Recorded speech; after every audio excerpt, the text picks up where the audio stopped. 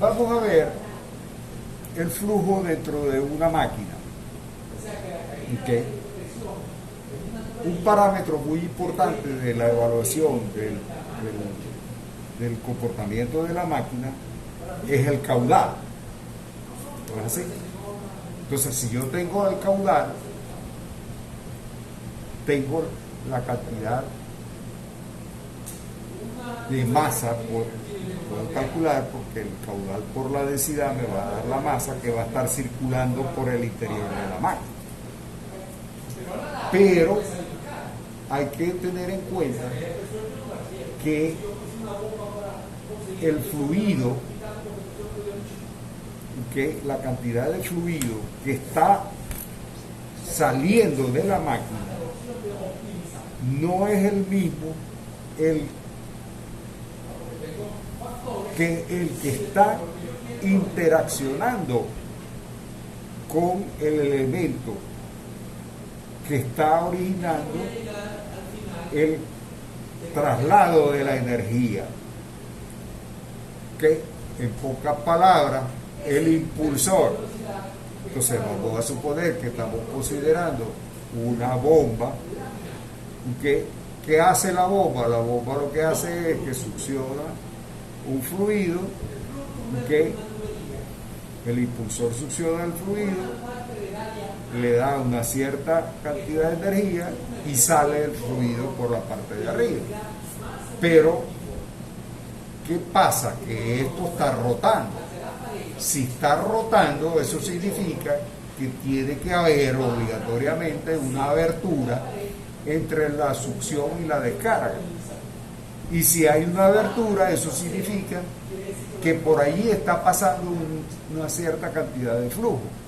Y esa cantidad de flujo, esa cantidad de flujo va a estar recirculándose, haciendo que lo que está interaccionando con el fluido, con el impulsor, sea diferente con lo que sale de la máquina. El caudal es diferente. Entonces, ¿qué significa eso? Que hay dos caudales. Un caudal externo, que es el que a mí me interesa. ¿Por qué? Porque ese es el que yo vendo con la máquina. Digo, la máquina maneja tal caudal.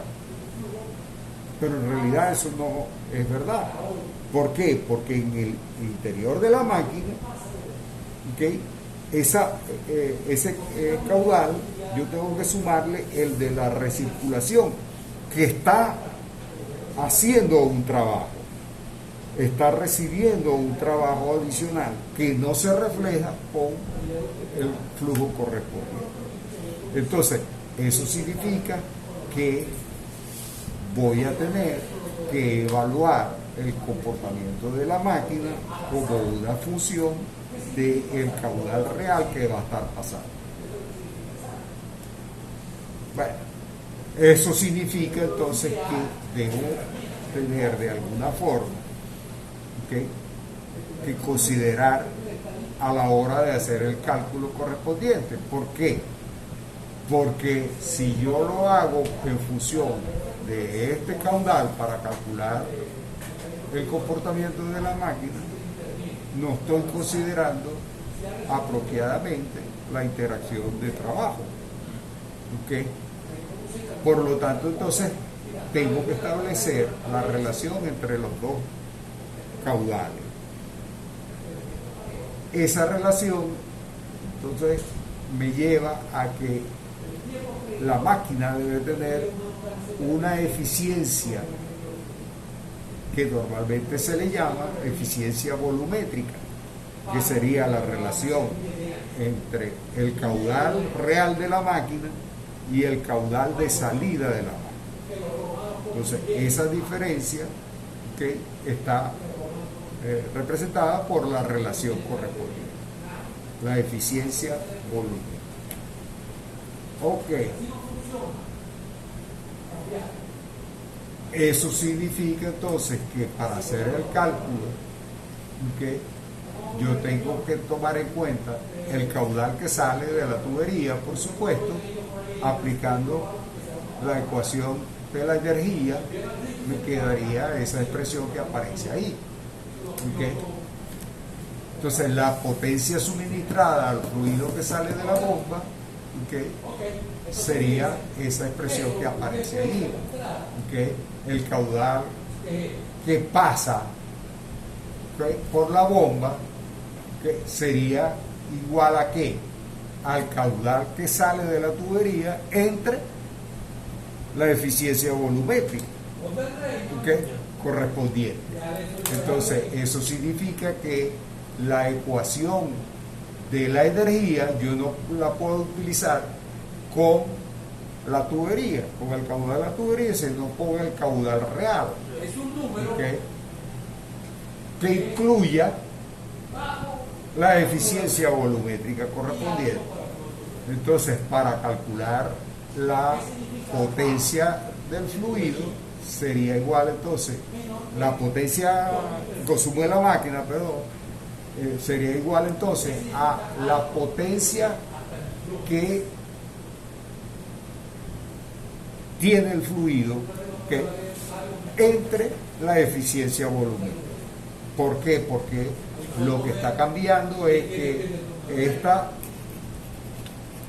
energía que se lleva del fluido, esta potencia que se lleva del fluido, no incluye la que está recirculando acá. Por lo tanto, entonces, al dividirla ya lo puedo calcular. Entonces, la potencia real va a ser la potencia del fluido entre la eficiencia volumétrica. Ahora, ¿esa es la potencia que yo tengo que suministrar a la bomba? No. ¿Por qué? Porque tengo que meterle una potencia adicional. ¿Por qué? Porque tiene que vencer, la máquina tiene que vencer también las pérdidas de rodamiento. ¿Okay? Entonces, eso significa que tengo que decir, ¿verdad?, que la potencia del eje va a ser igual a la potencia hidráulica, que es esta que calculé anteriormente, que sería la potencia que corresponde al fluido, ¿okay?, entre el hecho de que el fluido necesita, la máquina necesita una energía adicional, ¿okay?, que se disipa.